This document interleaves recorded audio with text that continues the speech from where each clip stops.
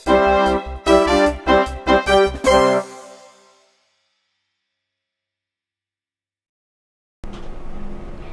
Attorney Tercel Mercado Jeffart gikan sa University of San Carlos ug si Attorney Manuel Elijah Sarausad gikan sa University of Cebu nipadayag sa ilang kalipay human nakapasar sa 2013 bar exams.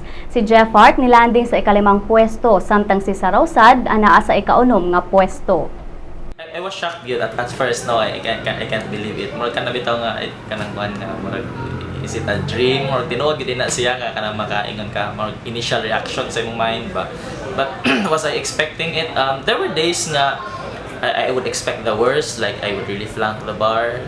Napoy days nga I felt like I can make it to the top 10, and okay, I really prayed. I really prayed for it. I can say I really prepared for it, and I wanted really to try to make it to the top 10, and fortunately I was able to do so. So for now, my initial plan is really to join the profession, to have private practice, probably apply in a law firm and try to feel my way through the profession, and hopefully in the future I have my own firm siguro.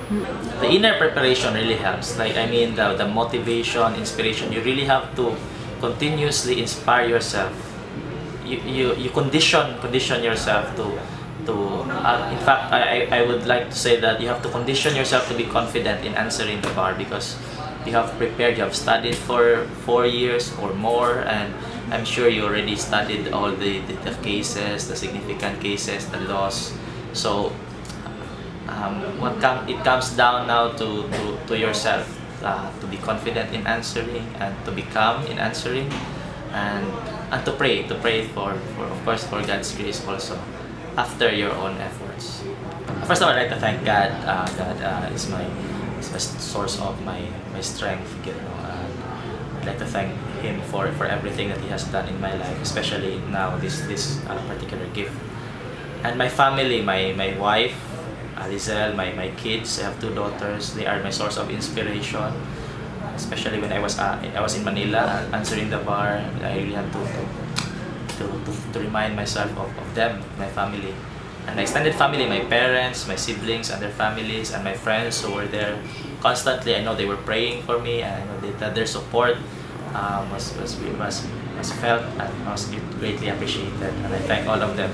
Of course, the College of Law of the University of Cebu, the faculty, the dean, their support was really great during the bar operations in Manila in October last year. There was full support from the administration of UC, and I'm very thankful for their help. I was happy for him. I thank the Lord for the blessing that He has given to the UC College of Law and to the successful examinees, because I know the difficulty that they have to undergo to be able to pass the examinations. As I have mentioned in several instances in our meetings in the Philippine Association of Law Schools, the bar examination is heavily stacked against candidates from the provinces. That's why I'm batting for regionalization of the bar examinations in order to level the playing field.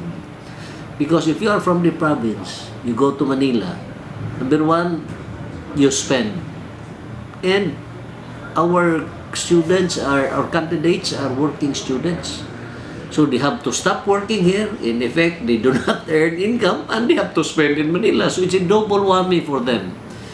Then on the emotional side, this is the first time that they're away from their loved ones, from their family, and it is only normal that they will miss them. So when you miss your family, it's safe to conclude that you cannot really fully concentrate in your preparation for the bar examinations, which is the most important examination that you will take if you want to become a lawyer, because you cannot become a lawyer if you do not pass the bar examinations.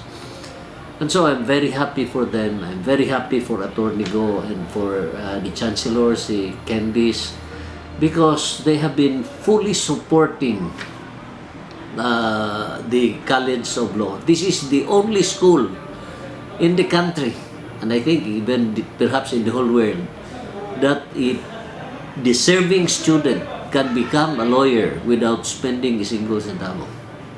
Because if you graduate as a cum laude in your pre-law course, you are given free scholarship here for as long as you maintain the average. If you are a magna cum laude or a magna cum laude or a summa cum laude, in addition to free scholarship, you are given free books. And if you top the bar examinations, you place in any of the top 10, just like Attorney Sarausat, he's given a free car.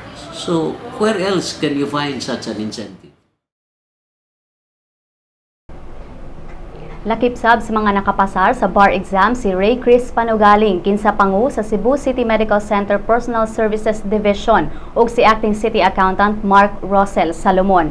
Butyag ni Cebu City Mayor Michael Rama nga proud kaayo siya sa duha kay nakapasar kini bisan og nagtrabaho sa City Hall ug nag-review alang sa exams. Para sa kinatibuk ang report sa istorya sa mga bag-ong attorneys, bisitaha lang ang www.sunstar.com.ph.